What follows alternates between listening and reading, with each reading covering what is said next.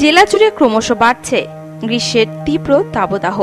তীব্র গরমে কালিয়াগঞ্জের পথচারীদের তেষ্টা মেটাতে পানীয় জল বিতরণ করল বেশ কিছু মারোয়ারি মহিলারা। বুধবার কালিয়াগঞ্জ থানার সামনে এই জলছত্র চালু করা হয়। দিনের সর্বোচ্চ তাপমাত্রা 42 ডিগ্রি। এমতো অবস্থায় সকাল থেকেই রাস্তায় চলাচল করা কঠিন হয়ে যাচ্ছে সাধারণ মানুষদের কাছে। এই অসহনীয় তাপমাত্রার মধ্যেই কাজের টানে রাস্তায় নামা মানুষদের হাতে এদিন ঠান্ডা পানীয় তুলে দেওয়া হলো কালিয়াগঞ্জের মারোয়ারি মহিলাদের পক্ষ থেকে। এই বিষয়ে এক মহিলা পূজা বাজলা জানান,